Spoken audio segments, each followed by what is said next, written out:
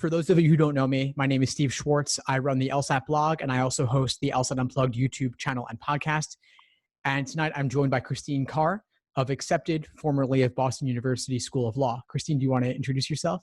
Sure. Hello, everyone. And the tech issues were mine, so I apologize because it was certainly from my end, but hopefully we'll move forward and make the worth the wait. Fantastic. So Christine, you want to share a little bit about your experience at Accepted and previously at Boston University School of Law? Sure. So I'm in my my second year of working with accepted.com. It's a great resource for law school applicants. Linda Abraham, who runs the business, she's wonderful and has been a great mentor for me in working on the consulting side, because previously I'd been working 9 years as a law school admissions committee member as the associate director of admissions at Boston University. And from that end, you have while you're very much interested in the applicants path to college and their narrative, you have a different perspective. And so coming on the consultant side, I'm really enjoying the experience and using my insight and my experience from law school admissions to assist the applicants on the other side, which has been great. Fantastic. Well, I'm sure I speak for everyone when I say that I appreciate your sharing your insights and advice with us this evening. I thought that we could start off just by talking a little bit about the recent LSAC policy changes this year with the LSAC going digital. I've been getting a lot of questions from students around how to handle cancellations, how to handle retakes, how to handle if there's a digital LSAT tech issue of some sort, as there have been many this year. So I guess the biggest question that comes to mind is, for those who have experienced some kind of digital LSAT snafu with the tablets not working properly and then perhaps having to cancel or have to retake in the future, is this worth writing an addendum about?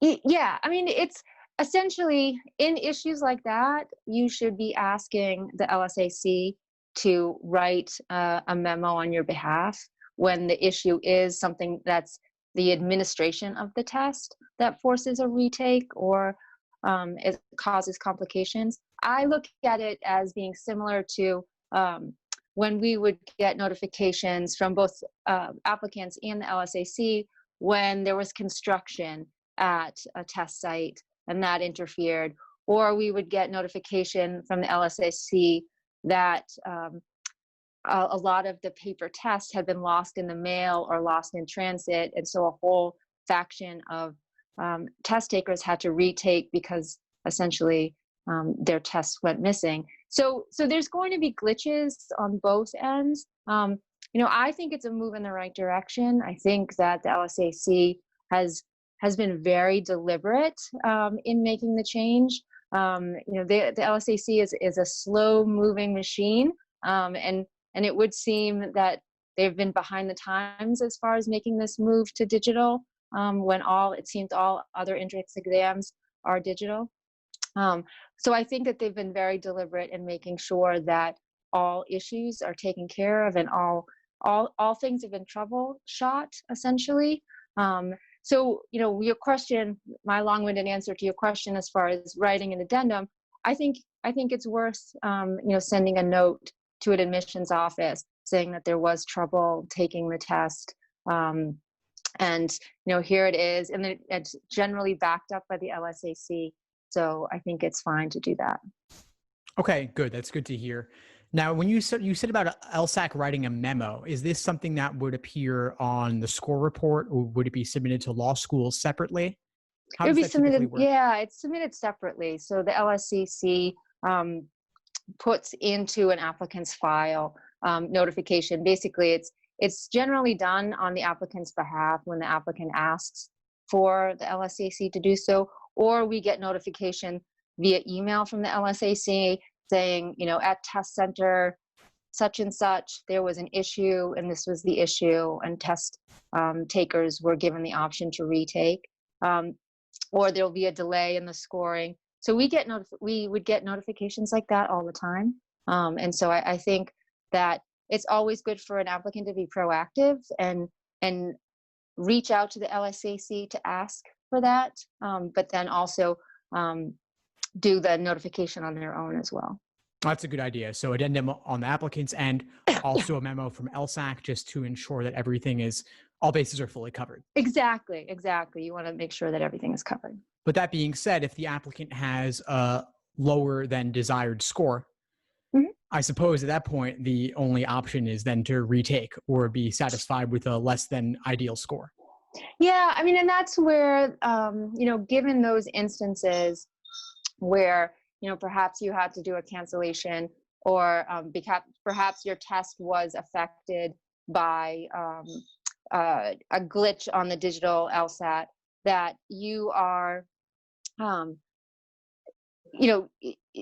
if your score was affected, write an addendum to say your score was affected. If you feel like in the moment that that your score will be affected and you want to cancel.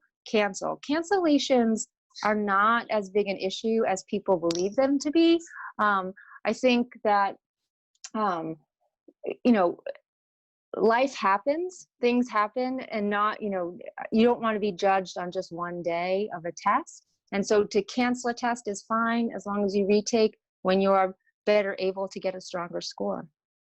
I appreciate that. Now, just to clear up confusion, I still hear this a lot. Can you please confirm that law schools do not average multiple scores, that they only We take do, the highest? yeah. I mean, there might still be a dinosaur school that will average the scores, but at Boston University, we did not average. From speaking with a lot of my former colleagues, they did not average. The consensus was assessing an applicant based on their best day, which is their best score. Right. So that's good to hear. So for that reason, Excuse me. whether the applicant cancels or not, if there was a digital LSAT tech issue, for example, there is no downside to retaking since schools will only consider the highest. And if you do worse, no big deal.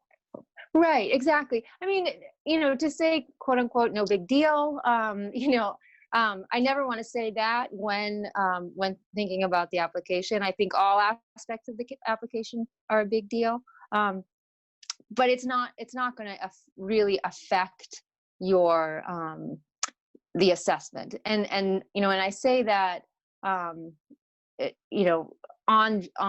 average, it's not going to affect. But if you were to take a score and get a 166 and then take it again and get a 153, that discrepancy, there might be need for some explanation as to why that's happening. And it's just because it's just a large difference. And you never want to have the admissions committee ask the question like what happened there, and not have it answered in your own words. But then again, ultimately, you will be assessed on the high score.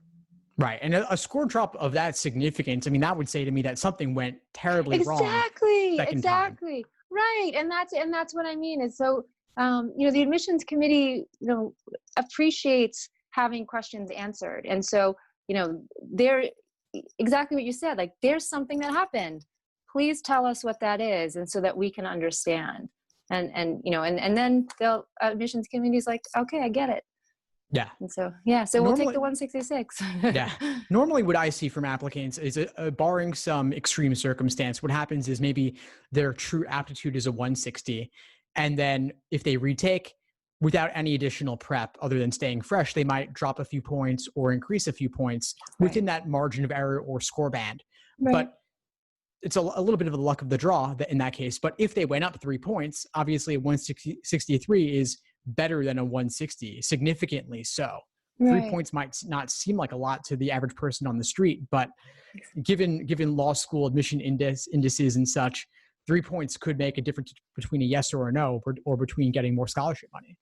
And that's a great point, Steve. And I think that, it's important to understand that when schools and when the LSAC talks about that score band, that plus or minus 3 from your score puts you in that band.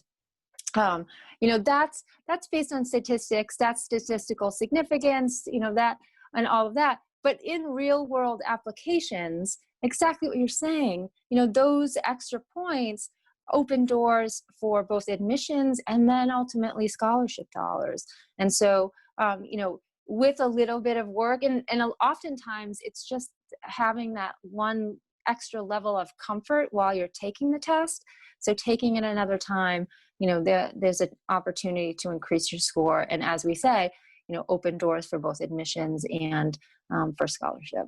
Right, right. Thank you for that, Christine. Now, of course, there's some applicants who they are done with the LSAT for better or worse, and Yeah. they're looking to see what else can they do to improve their odds, even if their numbers are below the median.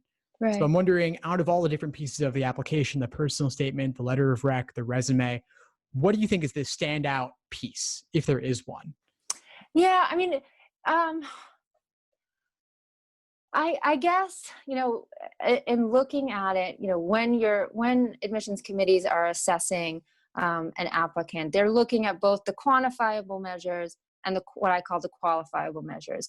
So the quantifiable measures are the LSAT score and the GPA, and that's hard and fast. Like if you've already graduated, your GPA is what it is, and then if you've already, hit your threshold of pain and can't take the LSAT again, and so your score is what it is.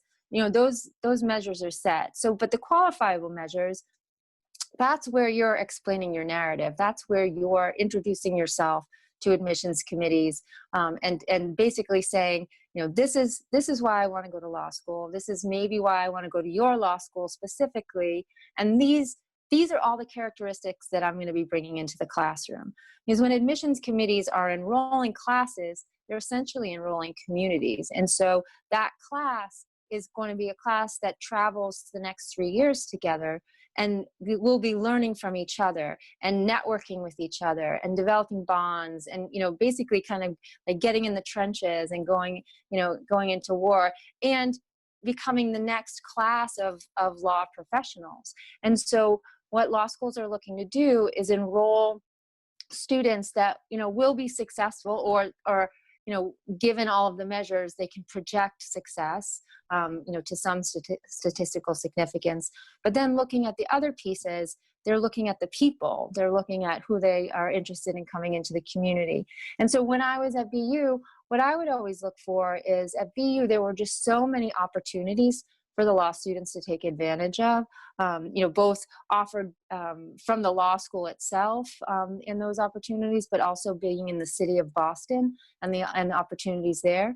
And so what I would look for specifically, and what other members of the committee would look for, is evidence of having taken advantage of opportunities. And that comes in a variety of ways. And so it's opportunities of, maybe different job opportunities, and it doesn't have to be legal internships. It can be opportunities anywhere, opportunities of getting involved in organizations that you're passionate about, opportunities that are related to hobbies and other interests. And so, seeing that throughout the narrative. And so ways of doing that are through your personal statement and your resume. And those across the board are generally required for all law schools. Letters of recommendations, some schools require them, some do not.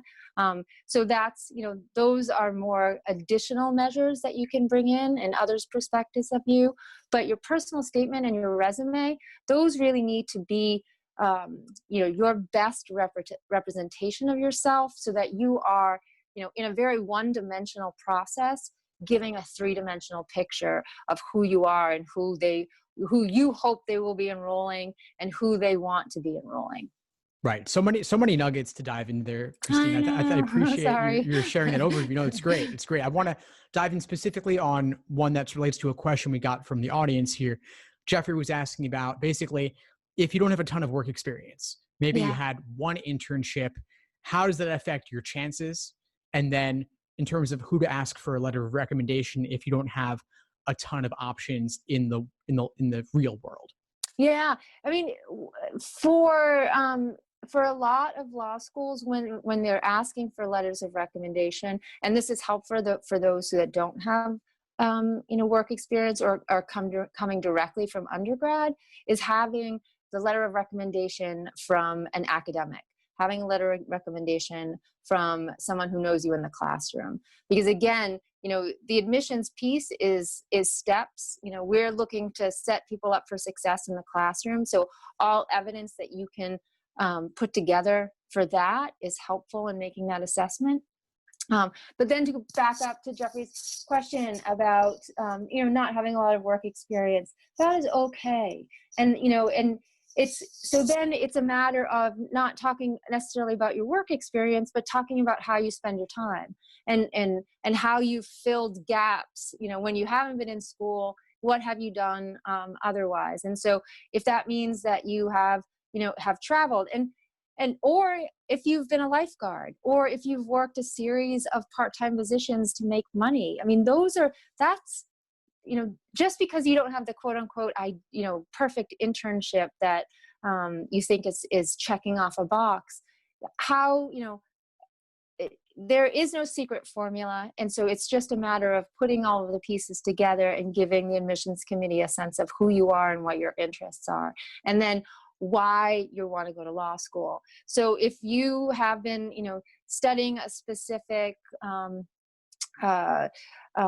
track in college and you've had one specific interest, just weave that into a narrative as to, okay, that's great. So why do you want to go to law school, and how have all of these experiences informed that decision and informed the person that you are and the person that you will be in the classroom here.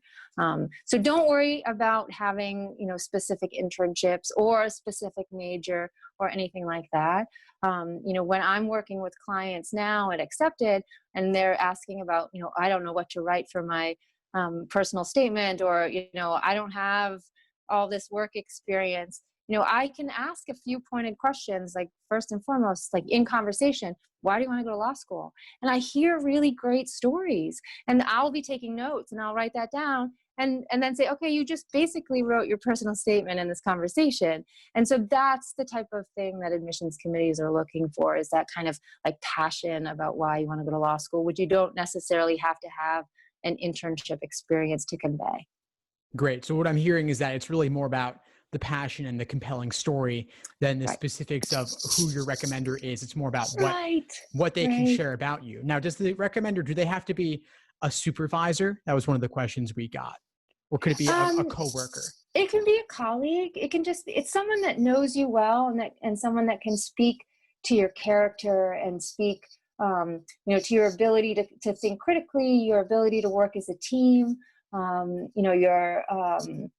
If they can assess your writing skills, that's great, because you'll be doing a lot of writing in law school and in your legal career. So those aspects. So whether it's someone that you work with directly and perhaps have worked with on a team or on a project, those people are great as well. I know that when we were reading letters of recommendation, we weren't necessarily worried about the title. I mean, a funny story is, so we had an applicant who's one of their recommenders was Vice President Joe Biden, and it was cool. Like that was, oh, that's cool letterhead, and that's great. But it wasn't necessarily, the best letter of recommendation that I've ever read. There were other letters of recommendation from, a colleague or from, a grad student who worked as a teaching assistant in a class that just knew you really well. And so again, it's not necessarily the title or the head of a department that needs to write that letter. It's just someone that knows you well and can speak to your abilities and your character. Fantastic. Thank you for clarifying that. We got a handful of great questions here from the audience. And Christine, could you just keep your hand away from your chin, because it's affecting the microphone? It's fine. So sorry. I just want the audio to be as clear as possible. Yeah. We had a question from Todd here asking about non-traditional applicants.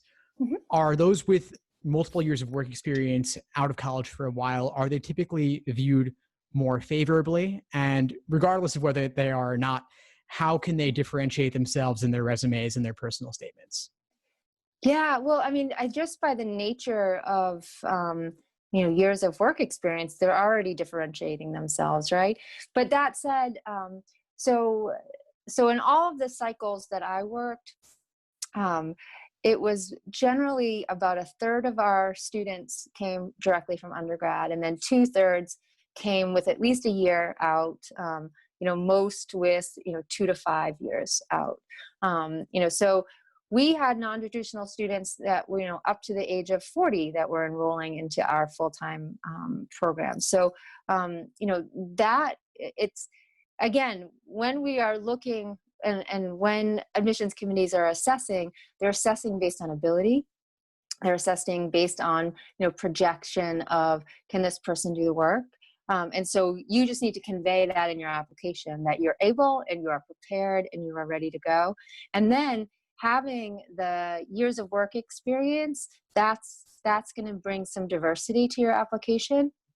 And that, that level of professional experience is helpful because it shows an admissions committee that you've been hired, you've held a job, and those are all the things that we are hopeful that you will do once you graduate with a law degree. And that's the end result. So, those are all very positive aspects. And so highlighting that, that's not something that you need to shy away from or feel strange about. That's something that you need to just, shout from the rooftops, because that's a great aspect to an application. Fantastic. So you'd say overall it's a positive then? Oh, definitely. Yeah, definitely. Yeah, no, that's good to hear. I even saw one comment where someone's concerned they could be frowned upon for it, but oh no, it's certainly no not frowning. necessary to have, but no could frowning. Actually be useful. Yeah, no frowning at all. What about a gap year? What if someone doesn't have tons of work experience, but they just took a year to do anything at all? Yeah. If you have the opportunity and if that's something that's of interest to you, I say go for it. And it's, don't make life decisions based on what you think an admissions committee member wants you to do. Make your life decisions based on your opportunities and what you are interested in doing. Some people just want to roll right into law school and have, definite career plans that they want to, keep going and keep moving, keep the wagon going. And then others, want to take a break after undergrad, or even if they've been working for, 3 to 5 years and want to take a break after working and have the opportunity to volunteer for a year or travel for a year. Those are all great things. And that's only if that's something that you want to do, that's only going to make your story richer. That's only going to make your law school experience richer, because you're not going to have the regret of not having done it. You're going to have plenty of years after law school to work and do all of that stuff. So, if you have the opportunity to take a gap year, go for it. Excellent. Now, I'm wondering if there are any common pitfalls you see with regard to work experience or with regard to resume building, aside from doing things just because you think it'll look good for admissions.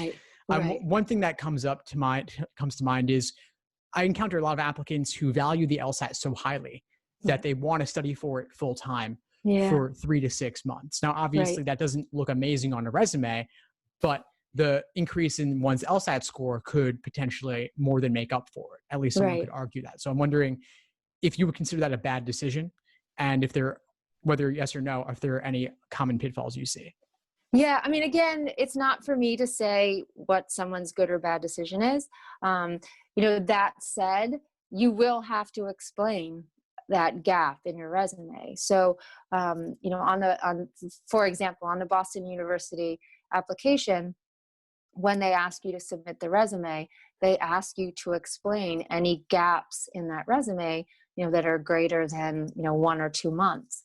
And so if you are taking, if you're quitting your job in July so that you can study for the September, November LSAT full time, that's going to be a gap that you're going to need to explain.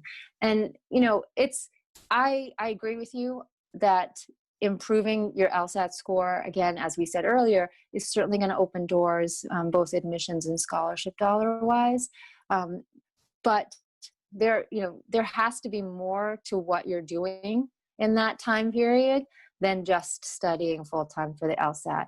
And so whether that is, whether your interests are volunteering, or your interests are playing in a band, or, training for a road race, or, dancing, or, however, an admissions committee is going to be interested to know that while you are studying for the LSAT, you are also capable of having a full and complete life and doing this other things. Because again, when we're thinking about people being successful in law school, that sense of balance and life balance is really important. And so when you are in law school, while we anticipate and expect and hope that law school is going to be your focus, we also hope that you are going to be able to balance all of the demands that are on you. And so to be able to show that, while you're studying for the LSAT, I think is important, and convey that,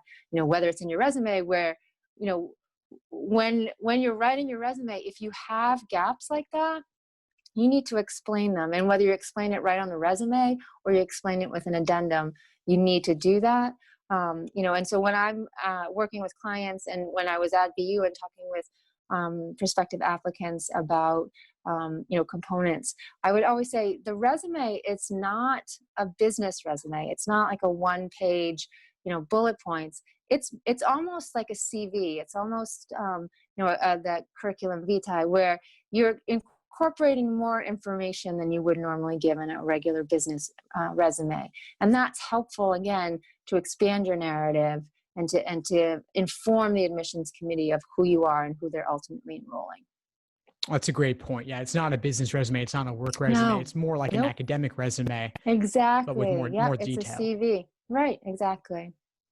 Very interesting. I also appreciate one of the points you made about how it doesn't have to be LSAT versus other things during time off from work. It's not an either or. It could be a both and. Shouldn't be. Which I think is great, just because so many students who try to study for the LSAT full time with no other obligations, they run the risk of obsession and burnout.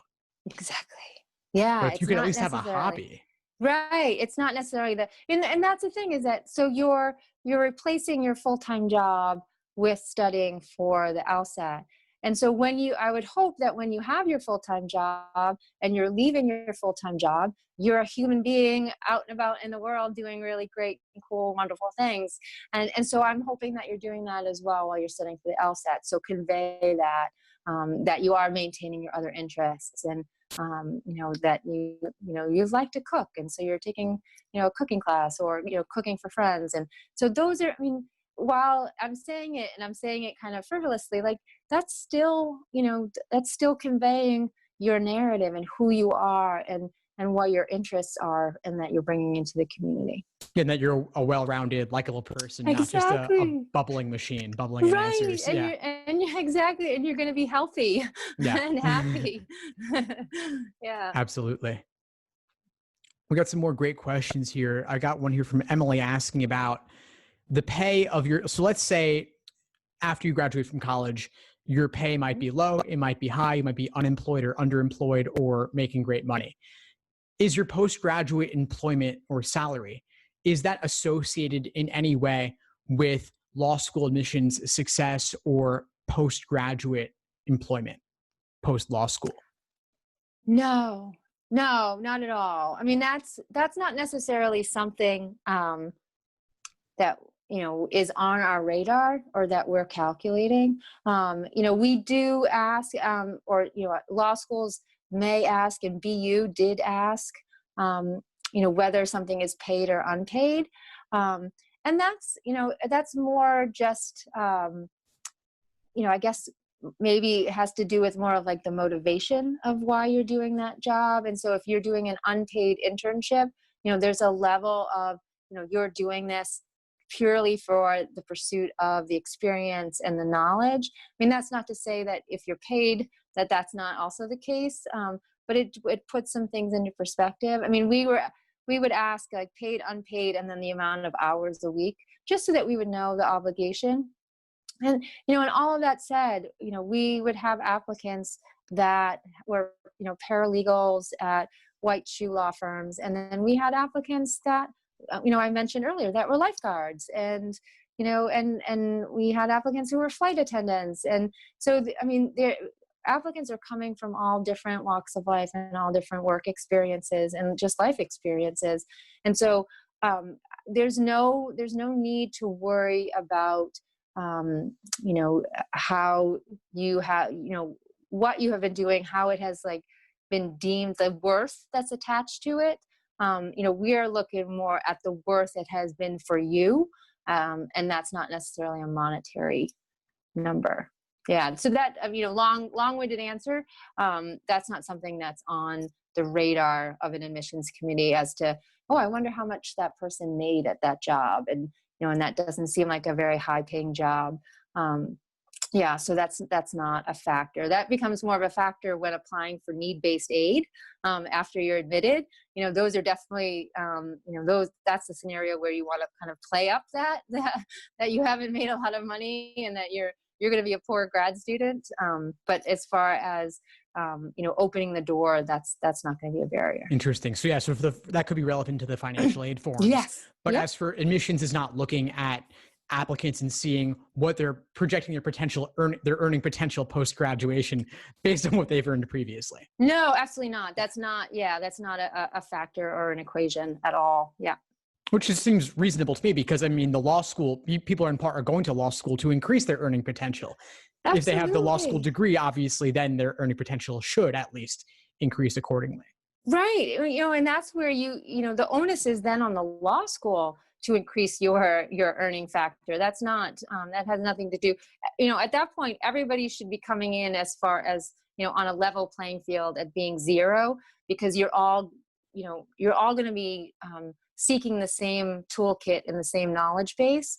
And so you're all coming in without that toolkit or knowledge base. And the law school is the vehicle to fill that up for you, which then is what is going to project your earning potential. So it has nothing to do with your earnings prior to coming to law school. Right. Unless your parents own a law firm. Right. Yeah. I mean, because then I would hope that your parents have been paying you well, and then I would hope that you have a secure job after law school as well. So yeah. All right. Awesome. Thank you for that. All right. So we got some more questions here. Claire is asking about any cliche personal statement topics that one should avoid. Oh, no, actually, in my years of reading personal statements, I actually have read more good personal statements than bad.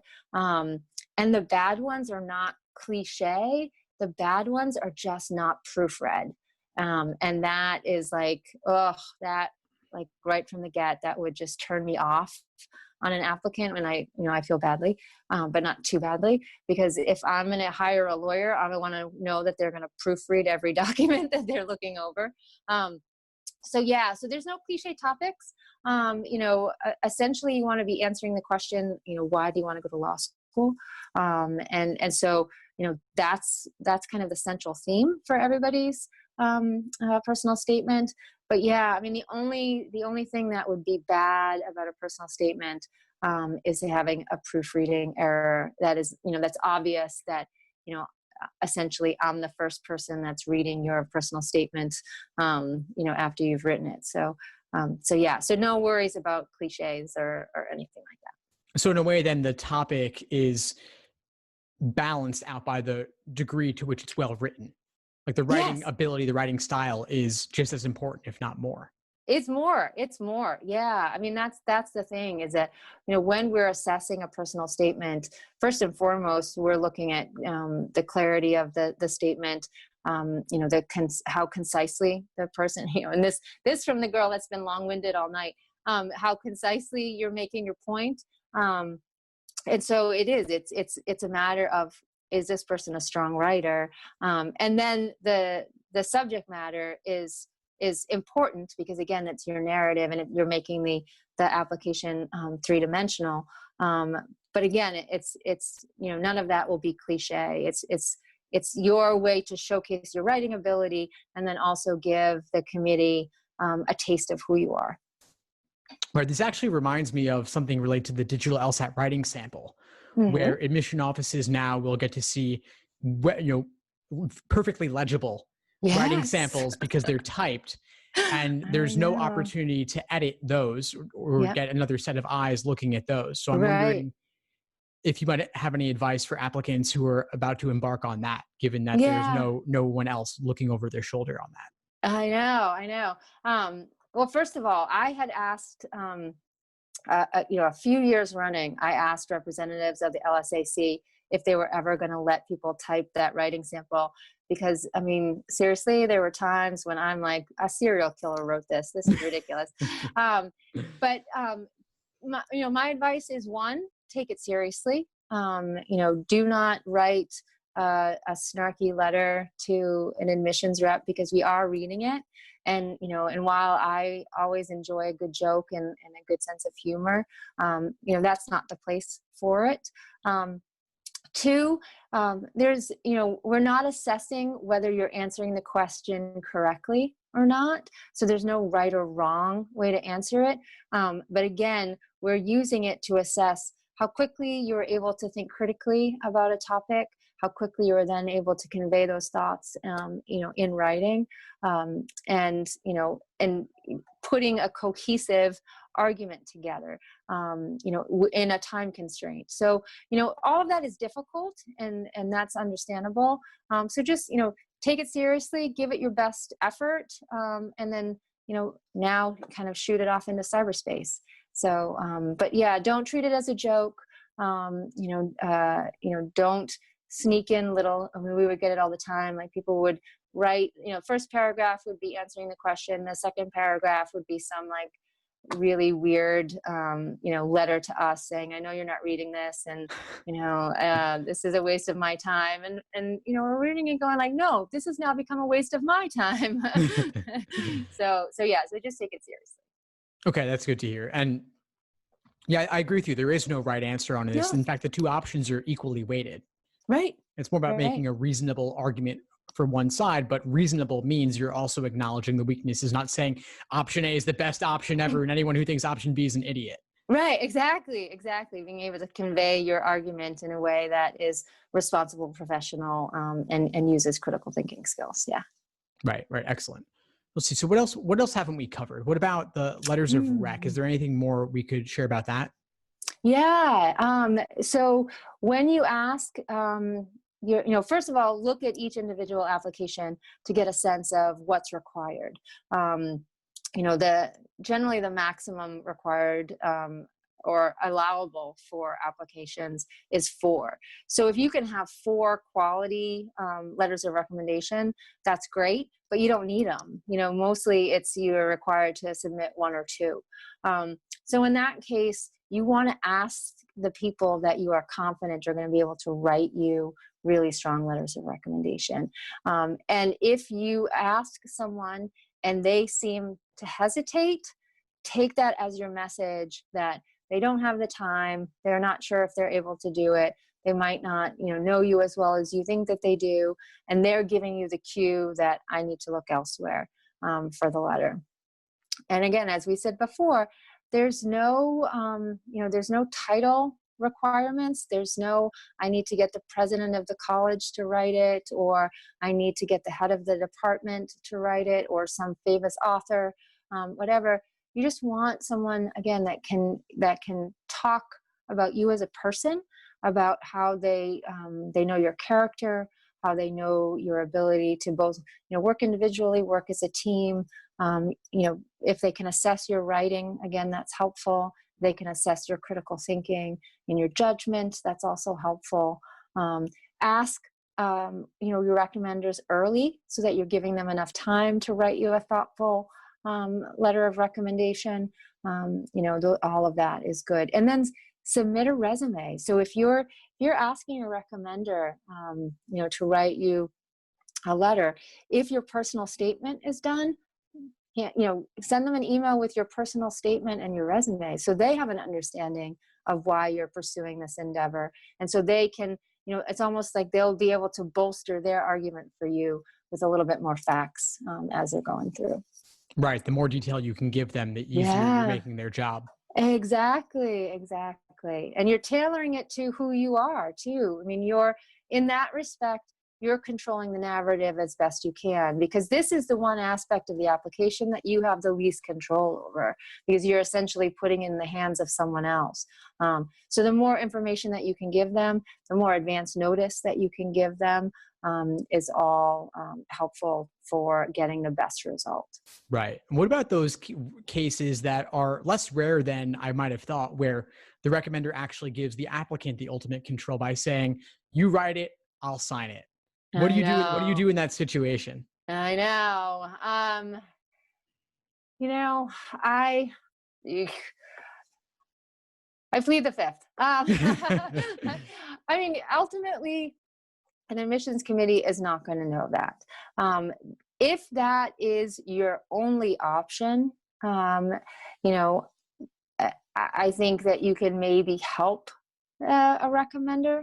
But even in that, if someone is telling you, I don't have time, you need to write it, you should probably find somebody else to write it for you. You know, it's just that, you know, that could potentially, it should be leaving you with an icky feeling that you're doing that. Because then again, you have to, you know, sign off, you know, one way or another, whether or not you've seen the letter. In that respect, I would hope that you would check that you have seen the letter. So it's, you know, it's just, it puts you in a really kind of icky, for lack of a better word, you know, situation. So I would suggest, you know, reaching out to somebody else. What if it's a little bit different? I don't want to badger you on this, and if Yeah, it's a yeah. topic you want to move on from, feel free. But I'm thinking more of cases where the recommender knows you well, they really like you, but maybe they're not confident in their own writing ability that much, or maybe they just want to give you a gift and they want to say, I want to give you the best letter possible. Feel free Right. to draft something for me. Okay. Yeah. I mean, in that respect, again, that's where I think, you know, submitting, you know, your personal statement, submitting your resume to the person, and then maybe you can submit kind of a draft of a letter that, excuse me, speaks to what you would ultimately want that person to say. And then I would ask that you then, you know, ask the person to, you know, tailor it and put it, you know, also in their own words, and so that it is, you know, so there is some concept of the other person's perspectives as well. So maybe you can do it in a dialogue. So maybe you do have a conversation with the person, and you ask that person, you know, tell me how you think of me. You know, answer this question. How do you think I am as a critical thinker? And then you take notes. And so if that's how it gets done, that's how it gets done. So, you know, much like I was saying, this is what I do when I brainstorm with clients about the personal statement. Brainstorm with this person about the letter, and get them to answer questions that are directed and questions that are in their voice. And so basically you're the scribe more than the letter writer. Right, right. Interesting. So it's more like you're making it easy as possible for them by, Right. if they don't want to write, you can transcribe for them, and but still their words, you're just the Yes. one typing them. Right, and their perspective, and then and then they I mean, ultimately they're signing it. And I saw that there was a question about, you know, I made the question about checking the box whether you've seen it or not. I believe that when you're submitting the letters of recommendation, there's you need to delineate that you have not been, you know, you have not seen the letter, and so that you're not influenced, you didn't influence the letter. I believe you have to check that as well. And so, you know, but double check with the LSAC, all you applicants, double check with the LSAC as to what the stipulations for the letters of recommendation are. Right. Yeah. I think from what I can remember, I think it's about waiving the right to see the letter. Right. Okay. And that's what I'm not, it's getting late for this old lady. And so I'm not using words correctly. So yes, you're exactly right. You waive the right to see the letter. And so that's where that gets a little muddy, because if you're, you know, co-authoring to some extent, you haven't necessarily waived that right. Well, perhaps what you could do is if you transcribed a rough draft, and then the author, the letter writer, finalizes it, they submit it, and then you've waived your right to see the final draft. The final draft. But if they're free to show it to you if you would like, but you are not obligating them to show you. Right. And I think that was where I was trying to go with it, in that you're writing a draft and you're writing an outline, and then asking them put it together in a final piece with their words. And so then again, if you're having that conversation and getting their perception and writing it and then giving it to them, and ultimately they have to submit it on their own. You can't submit it for them. So you are waiving the right to see the final draft. But again, it gets muddy, and I don't want to give a yay or nay to that approach. Sure. No, but it's important. I think the precision of the language is important, because we don't want people saying anything untrue, as you said, because right. This is also becomes like an honesty issue, or with character and fitness, for example, where right. the letter of the questions matters a great deal. Yes, and again, anecdotally, so we had an applicant that was he was transferring to the to BU, and he ran into trouble where he was having difficulty getting letters of recommendation by the timeline. But he had a couple of letters of recommendation that professors had written for internships and employment. And so he took those letters and submitted them for the application and checked that he had waived the rights. And then he got back, because what LSAC does is they verify the letters. And so when they went to verify to the professors, they were like, no, I didn't write a letter. And so he ended up being brought up on misconduct, and it was really messy. And so I'm not even sure if he was able to continue at the institution where he was, and he certainly wasn't admitted to BU. So again, it's, if it feels icky, don't do it. If it feels like you're reading, again, like the character and fitness questions, if you're reading the character and fitness questions and it feels like, oh, I think I should disclose this, but I'm not 100% sure, ask questions. Call admissions offices, ask directly, get as much information so that you are making the best informed decision and being truthful in everything that you do and are submitting. This is your first real official contract of your legal career. And this document is going to follow you throughout law school and then be a part of your bar application as well. And so you want to make sure that, T's are crossed, I's are dotted, and you can stand by every aspect of this application. 100%. Yeah. And you wouldn't want something coming back to bite you 3 to 4 years later, when you're like, this little tiny, what you thought was a white lie comes back. But these things, there's always a paper trail. It always is. And again, I wish I could only count on one hand the instances where students have, gone through some hot water because of what they thought was just a minor discretion on the application. And then, like what you're saying, 2-3 years in, when they're applying to bar, for bar exam, and then it's coming back really to bite them, and you've already made this investment of time and money, and your legal career, it's potentially jeopardized. Right. And from what I understand, the wording of these questions for character and fitness, it can actually vary significantly from school to school. Oh, it does. It does. And, and one of it is because a lot of the questions are state driven, so driven by the laws of the state. And then it's driven by the interpretation of each school's general counsel and how they write them. So it does. It varies from school to school. What is concerning to one school isn't necessarily concerning to another. So, make sure that you read the question and answer the question as written for each school. Right. Yeah. Excellent words of advice. Thank you for that.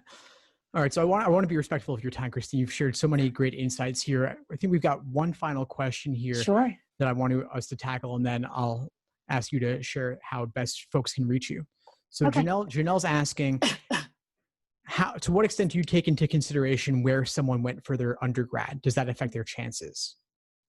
No. The only time that it's questionable, and this is becoming, I think less of a unicorn, is online degrees used to be not looked at. Unfortunately, when you think of higher education, it is a bit elitist.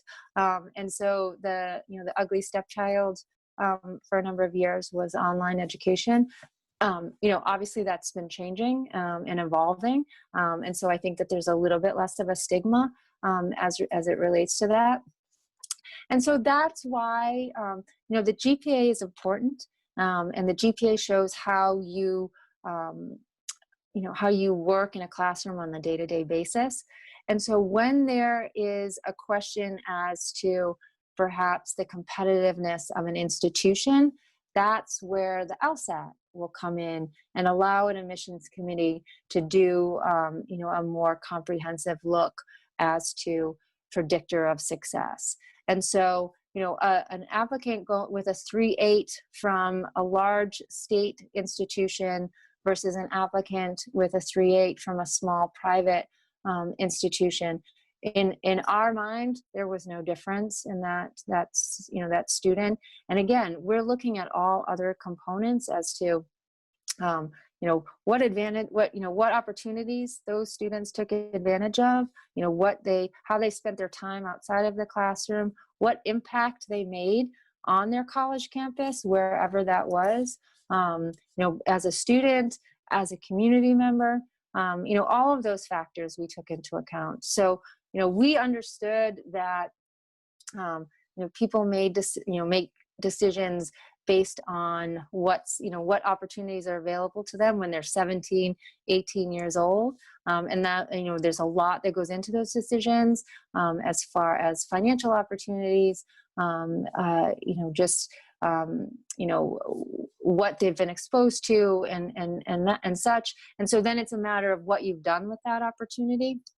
So again, long-winded answer for it's not a big deal, and it's becoming less of a big deal for those students that have online degrees. Amazing. I appreciate your clarifying about the online degrees, because that is something I've been seeing more and more as well from applicants, and doesn't have the same stigma that it used to.